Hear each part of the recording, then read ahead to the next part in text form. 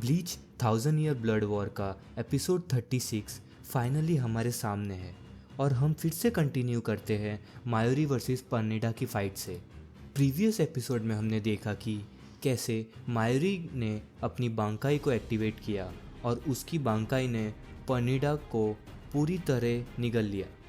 But Pernida survives in this episode और हम देखते हैं कि उसने क्विंसी एरोस का यूज़ करके मायोरी की बांकाई को अंदर से एक्सप्लोड कर दिया। Mayuri has a sudden shock seeing कि why Soul King's left arm was using Quincy power and why वो अपने आप को एज अ क्विंसी आइडेंटिफाई कर रहा है। इसी बीच पर्निडा मायोरी के ऊपर क्विंसी एरो की बारिश कर देता है और 2 आवर एंड मायोरी सरप्राइज एरो के ऊपर भी वही नर्व्स लगे होते हैं जो पर्निडा प्रीवियस एपिसोड में यूज़ कर रहा था और एरो मायोरी को हिट करने वाले होते हैं। बट सरप्राइजिंगली नेमू मायोरी को सेव कर लेती है। फिर नेमू एंड मायोरी मिलकर एक ड्रग एयर में रिलीज़ करते हैं जिससे पर्निडा की बॉडी इमोबाइल हो जाए।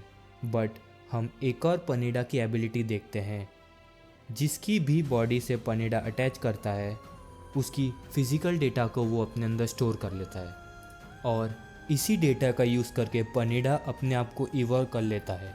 That explain sudden change in Pernida's voice.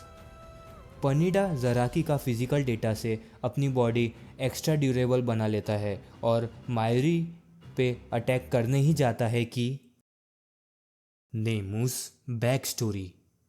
हम पास्ट का एक सीन देखते हैं जहां मायोरी की लैब में कुछ साइंटिस्ट लैब में प्रोजेक्ट नेमूरी का डिस्कशन कर रहे होते हैं, जहां हमें पता लगता है कि करण नेमू 7th नंबर की नेमू है और एक आर्टिफिशियल सिनेगामी भी है और मायोरी का एक ड्रीम प्रोजेक्ट भी है। हम मायोरी की सॉफ्ट साइड भी देखते हैं जहां मायोरी केयर्स फॉर हिज क्रिएशन नेमू।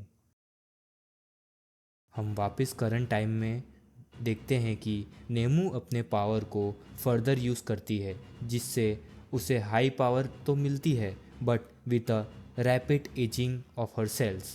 नेमू के अटैक से पर्निडा की बॉडी फुल्ली डिस्ट्रॉय हो जाती है बट पर्निडा अगेन रीजनरेट हो जाता है और नेमू को फुल्ली डिस्ट्रॉय कर देता है। पर्निडा नेमू की कॉर्प्स को सॉलो कर लेता है बट मायोरी एंड मोमेंट में नेमू का ब्रेन कलेक्ट कर लेता है। नेमू की बॉडी खाने के बाद पर्निडा के सेल रैपिडली डिवाइड होने लगते हैं और पर्निडा डिस्ट्रॉय हो जाता है। मायोरी एक्सप्लेन करता है कि नेमू का ब्रेन ही उसकी बॉडी के रैपिड सेल डिवीजन को रोक रहा था बट पर्निडा ने नेमू की बॉडी को ही खाया विदाउट ब्रेन, तो वो नेमू की तरह इवॉल्व ही नहीं हो पाया और रैपिड सेल डिवीज़न की वजह से मारा गया। आगे हम देखते हैं कि कैंपाची के लिeutenant मायोरी और कैंपाची को हीलिंग पॉट के पास लेके जाते हैं जहां तोशिरो और रेंगिकू फुल्ली हील हो चुके थे और अपनी ज़ॉम्बीफाइड स्टेट से बाहर आ गए थे। उस सेम पॉड में जराकी के लिeutenant मायोरी और जराकी को रखते हैं हील होने के लिए और यही ब्लीच 1000 ईयर ब्लड वॉर का एपिसोड 36 फाइनली एंड होता है।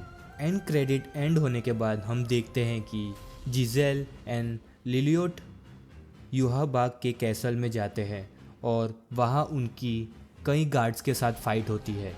या हम बॉम्बिएटा और दूसरी क्विंसी गर्ल का ज़ॉम्बीफाइड स्टेट भी देखते हैं।